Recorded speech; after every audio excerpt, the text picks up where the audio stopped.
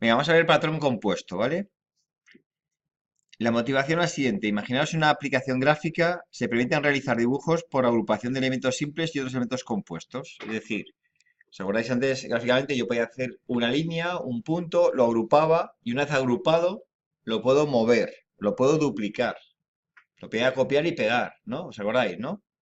Vale. Entonces, se quiere hacer, claro, quiero poder trabajar tanto con un elemento que sea una recta, un punto, o con una agrupación de ellos para hacer operaciones, ¿vale? Bueno, nosotros vamos a poner un ejemplo más sencillo, que es un árbol de números, para poderlo comprender mejor. Y fijaros, quiero construir una estructura en árbol con valores numéricos. Y existen nodos con valores numéricos, que vamos a llamar las hojas, y nodos que contienen otros nodos, que vamos a llamar los compuestos, ¿vale? Entonces yo puedo añadir a este árbol, a un nodo compuesto, le puedo añadir otros nodos. A su vez pueden ser nodos o pueden ser compuestos o simples, de tal manera que puedo hacer todo un árbol de información. Hay unas restricciones. Si se intenta añadir un nodo hoja, se debe lanzar una excepción. Es decir, un nodo hoja es un número que ya no se puede añadir nada más. Si yo intento añadir, la aplicación me tiene que lanzar una excepción. De esta operación no está permitida. ¿Vale? Si yo intento Si yo intento añadir o borrar con el parámetro null, en principio dice no hace nada y no genera excepción. Es decir, debe estar preparada la aplicación para que si intentas añadir un null, pues simplemente que no se te haga caso, pero no protestes. No haga excepciones. ¿Vale? Y sobre el árbol completo, tienes que hacer operaciones de tipo número de nodos, suma, el mayor y demás. ¿Vale? Os he puesto un ejemplo de lo que buscamos. Es decir, esto representa un objeto, entonces tendríamos a lo mejor el objeto raíz y puede contener o un nodo hoja, que es un 1, este que es compuesto contiene otro nodo compuesto a su vez y otra hoja que es un 7. Este nodo sub 1, que es compuesto, contiene otro nodo compuesto, una hoja y un nodo compuesto. Y este solamente contiene dos hojas. ¿Lo veis? Entonces, cada uno de estos representaría un objeto. Si yo a este objeto le digo súmame, ¿qué tiene que hacer? Buscar todas las hojas y sumar. ¿No? Si a este nodo le digo dame el mayor, buscar entre todas las hojas y obtener el mayor. Lo puedo hacer también como con este. Digo, oye, dame el mayor. Pues cogería este y diría, vale, pues entre los que tengo yo, el mayor es este. O la suma dará uno. O a este nodo le puedo decir, súmate. ¿Y qué me da? Uno. O dame el mayor. Solo existo yo, pues uno. ¿Lo veis? ¿Vale? ¿Veis el problema, no? Quiero tener una información en el árbol y estas operaciones. Entonces, en una primera aproximación se me ocurre. Dice, venga, vamos a programar esto. Digo, vale, pues creo la clase llamada árbol de números. Lógico. Y digo, bueno, puedo contener o un valor numérico o nodos compuestos. Digo, vale, pues creo un atributo valor numérico para cuando es una hoja. Y luego me creo un nombre para cuando es un nodo compuesto. Y cuando es un nodo compuesto, además necesito un árbol de números a su vez. Porque ves que cada nodo compuesto a su vez puede contener de sí mismo lo que quieras. ¿Y de qué tipo de sí mismo? ¿Lo veis? Yo tengo tres atributos. Número, nombre y una lista de otros objetos de mí mismo, del tipo tree-number. Vale. Claro, ahora necesito dos constructores. Uno es cuando creo hojas, pues con un número me vale. Y cuando creo compuestos, pediré un nombre. Y luego puedo hacer operaciones, que es, si estoy compuesto, yo puedo decir si soy una hoja o no. Puedo añadir, ¿no? Le puedo añadir que le añado otro objeto de mi tipo. ¿Vale? Puedo borrar número de nodos, pues este tendría tres nodos, este tendría uno, y puedo hacer operaciones globales, como la suma, como el mayor y tu string. ¿Le veis? Entonces ya lo resuelto, es decir, esta clase parece que vamos a poder jugar con esto. ¿Cómo se va a hacer? Evidentemente diré, raíz igual a new árbol de números. Vale, ¿y con qué constructor? Con el nombre. Una vez hecho, le voy a añadir a la raíz le añado un new, una dd, un new, árbol de números con un número. ¿Le veis? Y yo puedo ir montando con new, new, new, new, ir montando esto. Funcionará. ¿Funcionar? Va a funcionar. ¿Vale? ¿Le veis? Funciona, ¿eh? Si ahora vemos, vamos a ver cómo sería. Decir, vale, pues yo vengo aquí, me echo, ¿dónde estamos? El compuesto, árbol de números, que es que aquí tendría la clase, ¿vale? Tengo aquí mi clase, vale, correcto. Ahora voy a probar esto, a ver si es verdad que funciona. ¿Cómo pruebo yo esto? Me iría al test de compuesto, ¿dónde estás? De árbol de números. Este es el test. Fijaros, ¿qué hace el test? Te monta el árbol que acabo de montar aquí es el que veis en la transparencia, tal cual. ¿Ya veis? Entonces lo que hago es, monto sub 1, sub 2, digo, vale, monto raíz, y es un nido de árboles con el nombre raíz. Ahora, monto una hoja, tree numbers con un 1. Al raíz le añado la hoja. ¿Lo veis cómo lo vas montando? ¿Vale? Lo he montado y tal. Y ahora voy a hacer test. Y digo, vale, ¿no? Al test le dices, vale. Si le llamo a la hoja y le digo el número de nodos que tienes asumidos, ¿qué valor me tiene que volver? 1. Es una hoja, solo tiene un nodo que es sí mismo. Pues lo lanzamos y vamos probando el test. Entonces veis que aquí tenemos un test para probar que el árbol de número funciona. ¿Vale? Si no me deja mal ahora, funcionará. ¿Lo veis como ha dado positivo? Entonces puedo lanzar todo el test y este es el test. Hago la suma de una hoja. Hago la suma de root, me tiene que dar 18 y voy haciendo todas las operaciones. ¿Dónde estás? Aquí. ¿Vale? Dice, bueno, pues al final he sido mi objetivo. Vale, ya funciona, tengo el test, pero antes de subirlo voy a refactorizar esto. Y empiezas a mirar. Y dices, ¿cómo anda de cohesión? ¿Sabes? ¿Cómo anda de cohesión esta clase? ¿Vale? Es decir, fijaros que tengo un constructor y tú mismo lo piensas. Constructor para cuando sea una hoja. Constructor para cuando sea un nodo compuesto. Ya estás haciendo como dos conceptos. ¿Sí? Y lo metes en una clase, los dos conceptos a la vez. Entonces ya tienes como dos responsabilidades. Cuando eres hoja, cuando eres compuesto. ¿Ves que ha ido mal? ¿Vale? Y luego empiezas a analizar cosas, dice, bueno, vamos a ver el código que me ha quedado. Claro, una vez que te tranquilizas, ya miras el código y empiezas a decir, a ver qué tal es el código. Vamos al compuesto aquí, es que sea mejor. Tree number, este de aquí. Y fijaros los métodos. Añadir, sí, no sí compuesto. Remove, sí, no sé qué compuesto. Número nodo, sí, sí compuesto. Aquí suena esto, al código espagueti. Dice, ¿por qué preguntas tanto? Dice, claro, tengo doble personalidad. ¿Entendéis el problema? ¿Y cómo lo detectas? Lo detectas porque ya no has cumplido, no eres una sola responsabilidad, no hay cohesión. ¿Ves cómo empieza a haber cosas raras? Dos, aparece el antipatrón código espagueti. ¿Le veis? Dice, bueno, pero no me ha salido mal el código. Lo analizamos, no es súper complicado. Dices, bueno, no, complicado no es. Lo dejamos ahí. Pero a lo mejor me pide mañana un cambio y me dice, oye, añádame un segundo tipo de hoja. Y dices, ya se me va a complicar. Ahora tendrás que preguntar, ¿soy tipo de hoja 1? ¿Soy tipo de hoja 2? ¿Soy un compuesto? ¿Y cuándo acaba esto? Claro, ¿veis cómo se te va complicando el mantenimiento?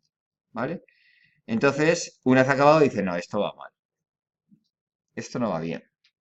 Está claro que tengo que tratar hojas y compuestos como si fueran uno, para que fuera compatible y para que sea compacto. ¿Lo veis?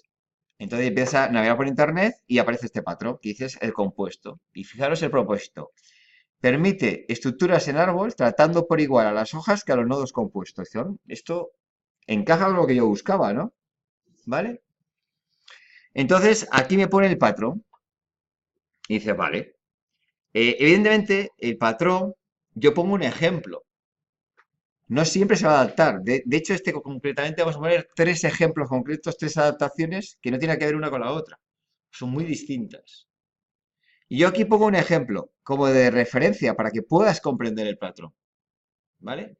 Te dice, vale, necesitamos tres roles. Tres roles. O tres clases. La clase, una clase padre que será abstracta, ¿la veis? Abstracta, que hace rol de componente. una clase hija, que es hija, que es una hoja, que hace rol de hoja, ¿vale? Y una clase que es compuesta, que hace rol de compuesto, ¿vale? Tanto la hoja como el compuesto deben heredar de la clase padre. Y estas cosas son importantes. Si no aparece esta herencia, algo estamos haciendo mal. Deben heredar, ¿vale? Y a su vez, el compuesto que tiene por composición un conjunto de una lista del padre, ¿vale? Ahora, este ejemplo concreto yo he puesto dos tipos de hojas, hoja 1, hoja tipo 2. A veces en un problema tenemos un solo tipo de hoja. En mi árbol de números, ¿cuántos tipos de hoja tengo? Uno, ¿vale? Aquí he puesto un ejemplo que tengo un solo tipo de compuesto. Luego veremos un ejemplo que me aparecen varios tipos de compuestos, depende. Entonces, tenéis que verlo como una especie de idea conceptual de cómo es el patrón compuesto, pero esto no va a encajar exactamente así en vuestro problema. Tendremos que adaptarlo, el patrón, o adaptar la idea genérica a cómo exactamente yo quiero el patrón. ¿Le veis? Pero hay cosas que son importantes. ¿La hoja depende del compuesto? No. Entonces, cuidado que no me aparezca ninguna relación entre hoja y compuesto. ¿Vale? ¿La hoja tiene una lista se relaciona con el padre como una lista de tal? No, todas las hojas están solas. ¿Lo veis? Entonces, hay que analizar bien el patrón. Luego en el patrón vemos que tenemos unos métodos genéricos, que están abstractos. Por ejemplo, es borrar, añadir, está compuesto, visualizar, ¿lo veis? Estos métodos son los que tienen todo, que deben sobreescribir. El cliente, ¿a quién ve? Al padre. ¿Le veis el cliente? Cliente es la clase que utiliza esta clase. Ve al padre. ¿Veis que el cliente utiliza las hojas directamente? No, cuidado con esto. Los clientes utilizan el padre. Así yo puedo cambiar esto sin que el cliente se entere. Si yo creo dependencias, estoy fastidiando la estructura. ¿Le veis? Vale. Entonces, y aquí pagas un precio. Dice, ya, pero es que yo que en hoja no tiene sentido el método borrar, ¿verdad? Aquí no tiene sentido. No. Pero si tú quieres tener una interfaz común para hojas y compuestos, tengo que pagar a este precio. Es lo que yo digo, los patrones me ayudan a organizar mejor las cosas, pero tienen también sus pequeños inconvenientes.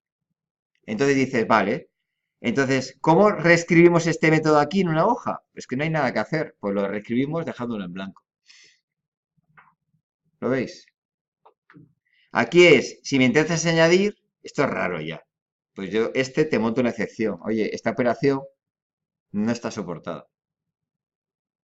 ¿Le veis? En cambio aquí sí tiene sentido. Y normalmente es muy típico ponerle, claro, si tú quieres poder que el cliente distinga en un momento dado si es compuesto simple, que le pongas este método. Si no lo necesita, lo podemos quitar. Depende de lo que tú quieras hacer. ¿Vale? Y aquí he puesto un método que es visualizar. Claro, en el ejemplo prácticamente pongo un método tonto que siempre suele ser visualizar y poco más. ¿Le veis? Vale. Entonces tú miras el patrón y dices, venga, repasamos. Necesito una clase padre abstracta que tiene el rol de componente. Una clase hija que hereda del padre que se llama rol de hoja. Y una clase compuesta que hereda y además de heredar tiene una lista del padre. Vale. Tengo aquí unos métodos que tengo que sobreescribir. Y dice, bueno, creo que tengo claro el patrón. ¿Vale? Ahora lo vamos a aplicar al árbol de números. Y dice, vale. Aquí lo difícil es ver el rol. Si te equivocas de rol, haces un cacao. Entonces dice, vale. Y encima tengo un segundo problema, tengo que poner nombres. Y dices, mira, yo parto de una clase que se llama TreeNumbers. No tenía más nombres en mi cabeza, árbol de números, ¿no? Y ahora me pide 3 clases distintas. Y yo, buah, le tengo que inventar 3 nombres distintos. Ya me costó encontrar el primero. Tal. Y dice, bueno, ¿qué ve el cliente? El cliente ve la clase padre. Pues entonces yo digo, bueno, para hacer más coherente todo, evidentemente utilizo el nombre de árbol de números para la clase padre. Y este hace rol de componente. ¿Vale? Ahora necesito una clase hija, que me tengo que poner un nombre, que no lo tengo en mi aplicación, porque yo solo tenía el árbol de números. Entonces, suele ser una solución aceptable cuando aplicar un patrón necesitas clases auxiliares, utilizar el nombre del patrón. Entonces dice, vale, este es el árbol de hijo, el árbol de números, hijo. Hoja, perdón. Y así, si alguien va a tocar este código, reconocerá el patrón y lo entenderá con mayor rapidez. ¿Lo veis? Dice, vale, este hace rol de hoja. Y luego tenemos el árbol de números que hace rol de compuesto. ¿Vale? Y ahora empieza a decir, ambos deben heredar del abstracto. Y este debe tener por composición un conjunto de árbol de números. ¿Le veis? Y dices, vale, el cliente, ¿qué ve? Solo ve el abstracto. O sea, al cliente no lo hemos, yo, de haber pasado de esta solución a pasar a esta solución, el cliente no ve alterado su interfaz público, no lo ve alterado. Y por lo tanto, el cliente, aunque yo cambie todo este contenido, el cliente seguramente no le va a afectar. ¿Vale? De hecho, el test es el mismo.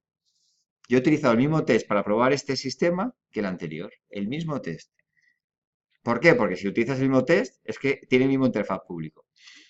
¿Le veis? Y entonces dices, vale, entonces vamos a analizar los códigos, cómo me va quedando. Entonces dice, vale, me vengo aquí y me voy a la solución, que es el Platón aplicado. ¿Qué tengo? Primero, el padre, que es el abstracto. Fijaros su contenido. Solo tiene interfaz. ¿Qué es? ¿Qué ve el cliente? Un método añadir, un método borrar y dame el número de nodos, dame la suma, dame el mayor. ¿Veis? Solo veo una interfaz. Y dices, vale, y entonces ¿cómo es el hoja? Que suele ser más fácil. La hoja es, yo heredo del padre y sé que soy una hoja. Sé que soy una hoja. Entonces, cuando hacemos estas clases, no olvidéis que sois una hoja. Y dice, vale, constructor de una hoja, solo quiero un valor, no quiero un nombre, aquí no tiene sentido un nombre. Pues entonces almaceno mi nombre y veis que el atributo me lo bajo a la hoja.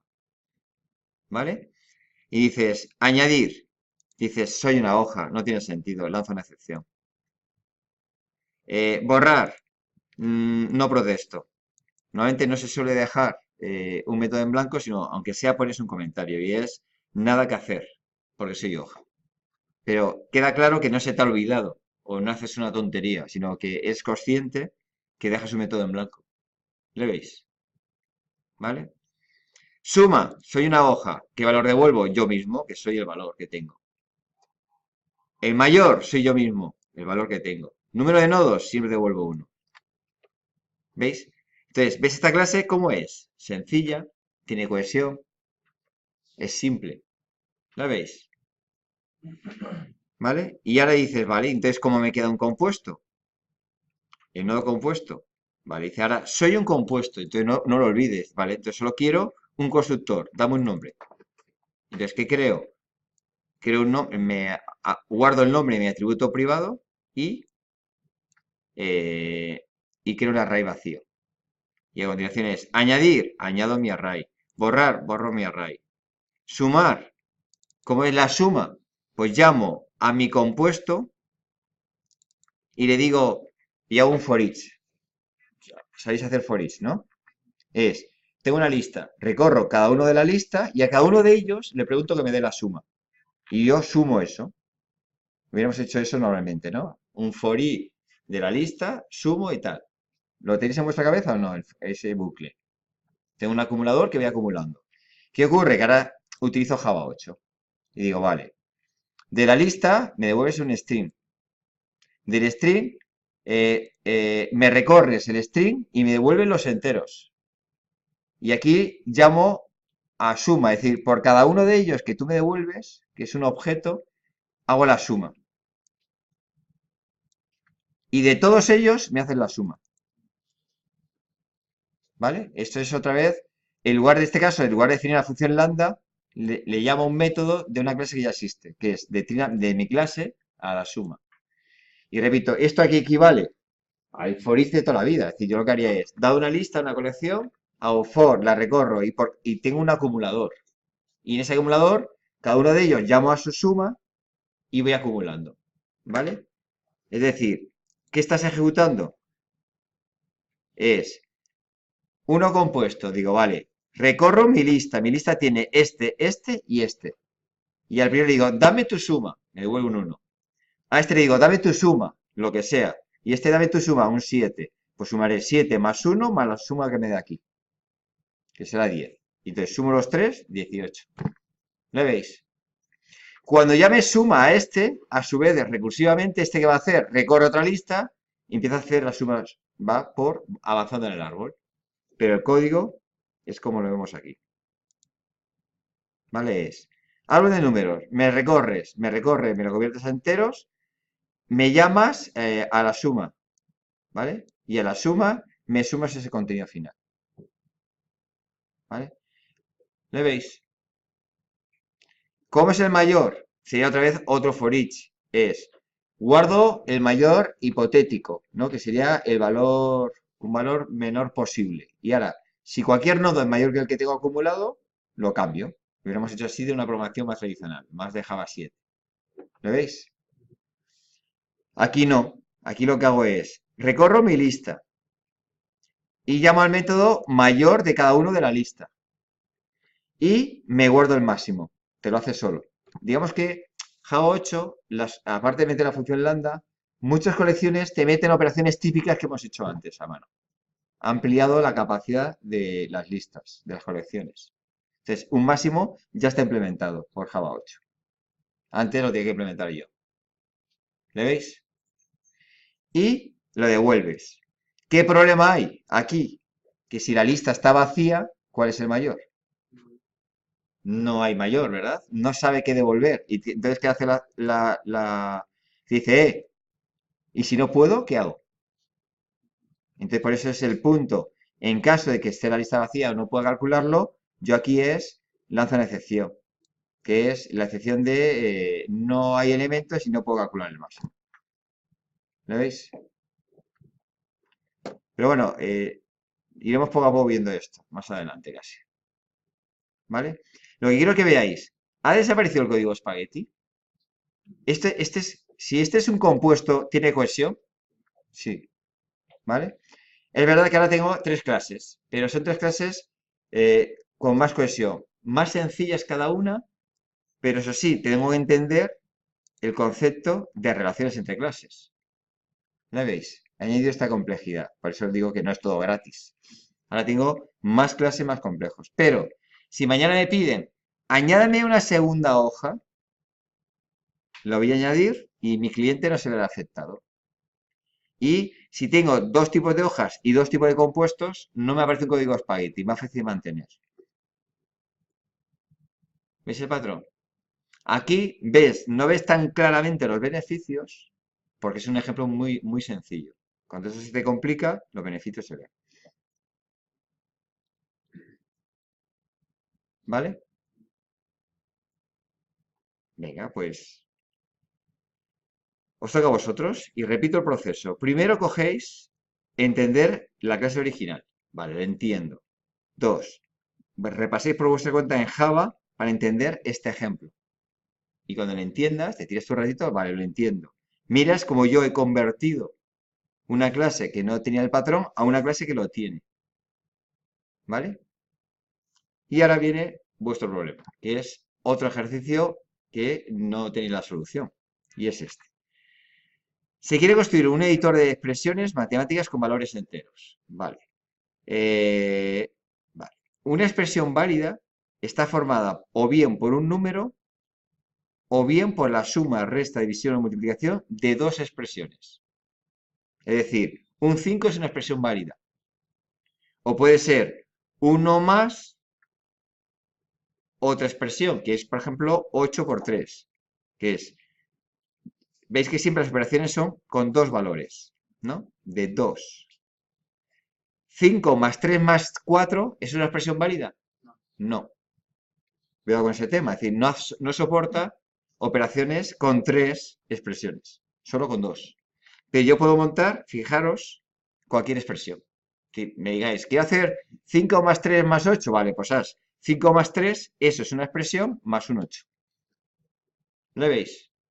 ¿Vale? Y te pone aquí 3 ejemplos de expresiones válidas, más o menos complejas. ¿Vale?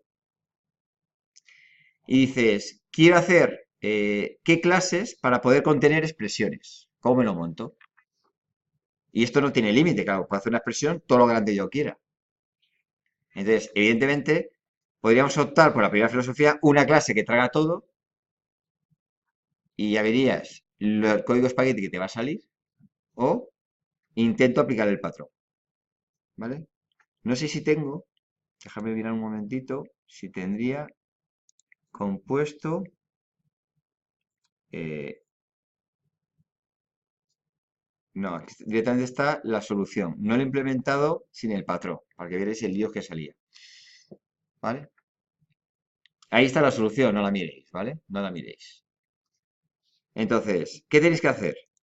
Pues, repito, intentar entenderlo y cogéis un papel ahora, le cogéis un papel, ¿vale? O si no, si lo queréis hacer, hay gente del papel, no lo lleva nada bien, pues vais a un editor de estos online y editamos a nivel UML, ¿vale? Tenéis uno por ahí, creo que es uno de estos rápidos,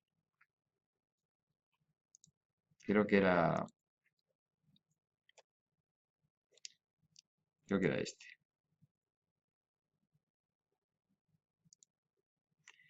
En plan sencillo tenéis este, que puedes editar, eso sí, si no te registras, no te deja guardar los diseños, ¿vale?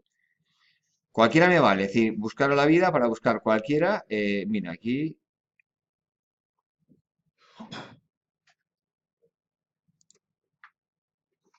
No, no me quiero registrar. Quiero algo rápido. Bueno, sí. Me da igual, yo prefiero el papel. Entonces, ¿qué tenéis que hacer? Coger o un editor de estos que encontréis por ahí que os guste, de UML, o si no lo hacemos sobre papel, que es cómo dibujará las clases que representan este problema. ¿Vale? ¿Cómo lo haríais? ¿Qué tenéis que hacer? Evidentemente, no olvidéis los roles. Está rol de hoja, rol compuesto y cómo se relaciona todo ello. Y cuidado, hay que mirar si aquí aparecen varios tipos de hojas o aparecen varios tipos de compuestos. ¿Vale? En mi ejemplo de patrón teníamos una lista. A lo mejor aquí no es una lista. O sea, por eso hay que adaptar. Está claro que es compuesto, pero no es una lista, porque fijaros que solamente me dejan dos. Pues será una lista de dos. ¿Lo veis?